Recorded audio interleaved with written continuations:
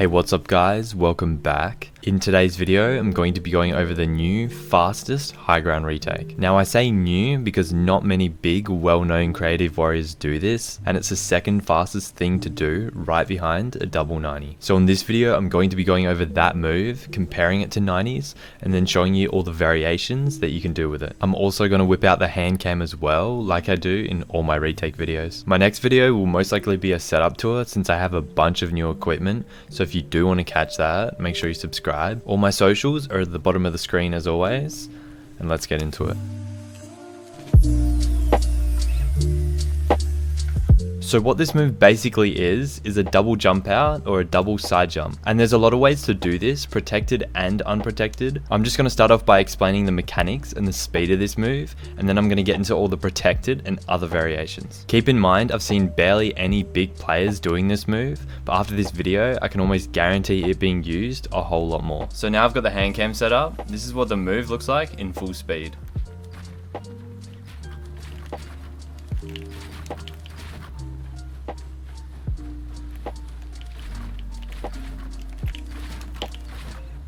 So as you can see, if I slow it down here, it's just a simple jump out, then you place a cone above yourself, and then you go into another jump out. You're landing on the ramp both times, which means you're getting as high as possible, as quick as possible. So to break this down for you, basically what it is I'm placing something above my head in order to do a side jump. But what I'm doing is I'm landing on the ramp, and then I'm placing a cone above myself, and then going into another side jump, landing on the ramp again. So as you can see, the mechanics are like a double 90 because you're jumping from a ramp to another ramp, and then to another ramp. So that's why it's the second fastest way of getting high ground at the moment. So as you can see here, the double 90 ramping out once is the same height as a double side jump. So now I'm just going to time test it to see how far the double side jump is behind the double 90. So I just recently switched to PC, so my 90s aren't the fastest 90s at the moment, but this is just a general comparison to get a brief idea.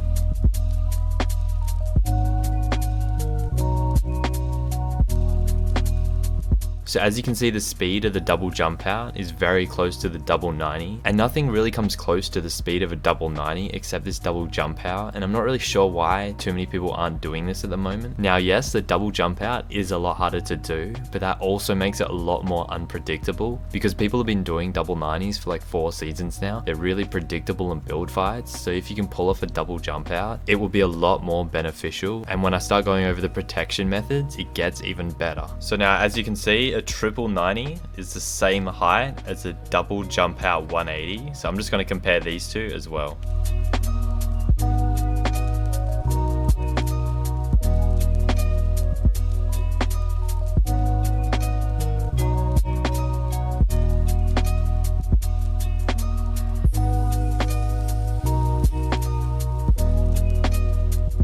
Now that I've gone over the speed, I'm just going to give you a few tips I use on how to land it more often. So what I prefer to do when jumping out is I prefer to go to the right, although I can do both. The only reason the right is the easiest is because Fortnite is a right hand peek game, which means as you can see, your crosshair is on the right side of your body, which means you can see more of the right. This is the same reason why a right hand peek is a lot better to have in a gunfight, because you can actually shoot and half your body's covered. So in this situation, we can actually see out a lot more before we jump.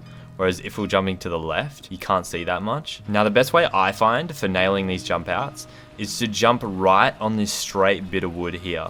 And it's a lot easier if you're running upwards, because then all you have to do is angle your body out to the right a tiny bit and you'll land on it. So if I just run up the side there, like you literally can't miss. It's really easy doing that method. Although in some situations, you might be stuck under a flat ramp and you have to jump out from this angle, which is a little bit harder to get the timing down. But if you do get the opportunity when you're ramping up to kind of angle your body outwards like this, then all you have to do is just jump.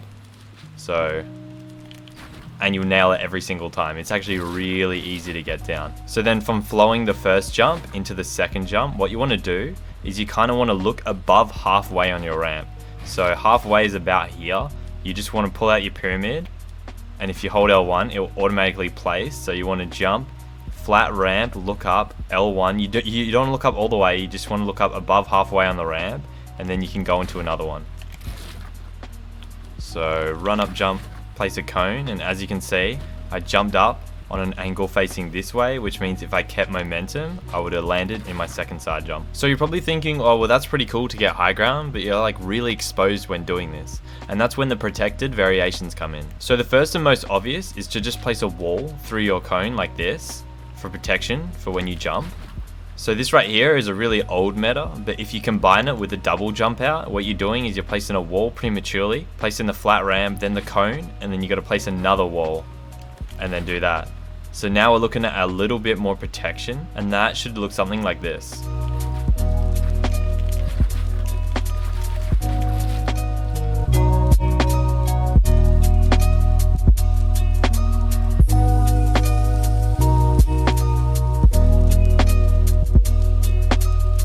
Another thing you can do is that if this is your enemy's cone, or if you place a flat cone, you can actually edit that flat and then place a wall through.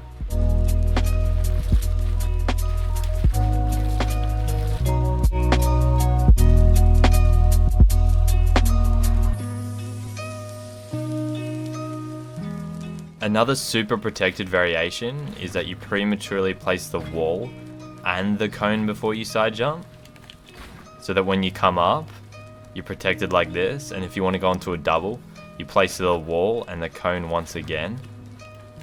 Doing just a standard double jump out with no protection is hard enough, so doing all these protection methods is going to take a lot of practice, but consistency is key. This is my first time trying the double protected side jump, so I'm going to try it right now.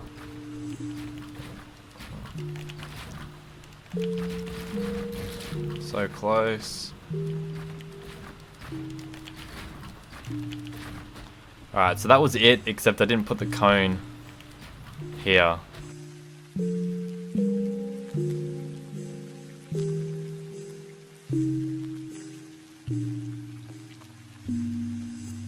Alright, so we didn't quite get that one, but that move is probably the hardest out of all of them. Now moving on to the next one. So some people don't like placing their walls prematurely because it kind of gives away the position of which way you're going to jump. So instead you can actually place the walls after you jump.